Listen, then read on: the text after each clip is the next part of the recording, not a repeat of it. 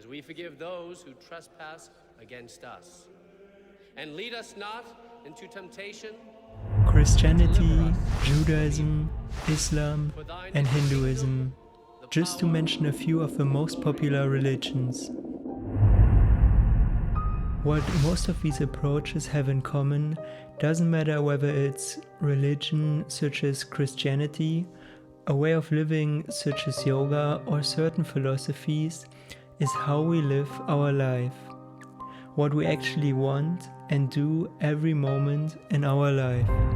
What almost all holy scriptures preach is simply acting in a peaceful way, doing no harm to yourself or to others. This means also taking care of others and being mindful of them, and not only acting according to our own egoistic needs. A man or woman of no ego.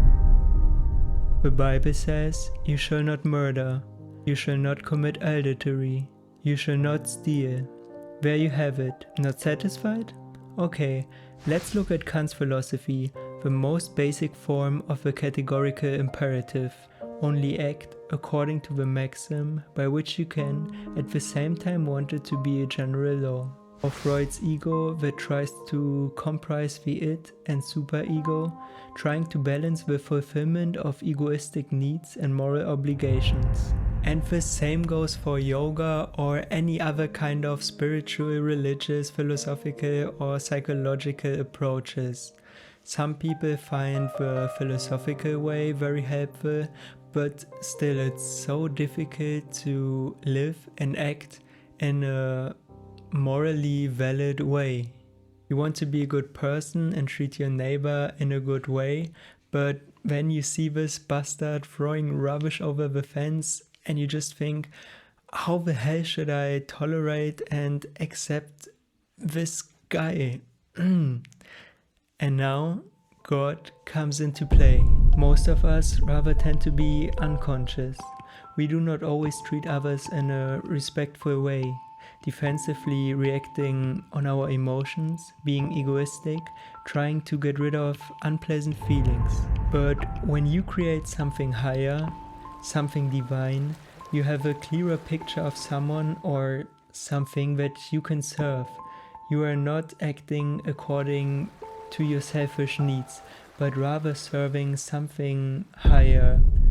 And I think we all agree that our image of God that we have in our mind is more moral, rich, divine than the face of our neighbor.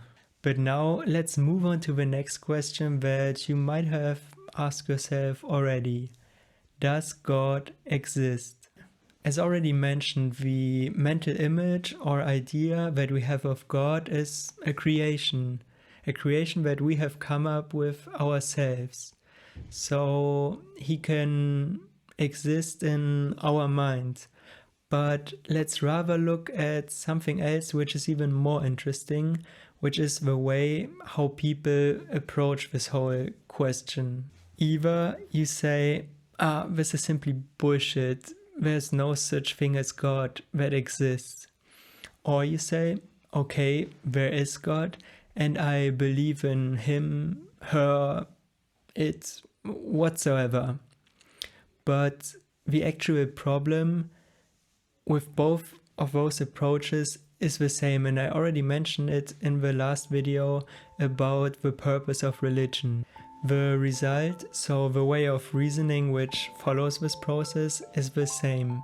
It only looks so different because there are two opposing arguments, but the actual problem is that in both cases the person believes in an idea. On the one hand, I believe that God exists, and on the other hand, I believe that God does not exist. Even if people say, I don't believe in God. No, you believe that he does not exist. So it's still believing, but not knowing. Most likely people on both sides read some books on this topic and just copy those lines of reasoning without really thinking about this topic on their own. And then they just come up with their copied arguments. Even if people discover that God does only exist in our mind, there are still plenty of other ideas, values and themes that we can believe in. It's the same game. And we keep on believing. My name is Till, and this is Till Talk.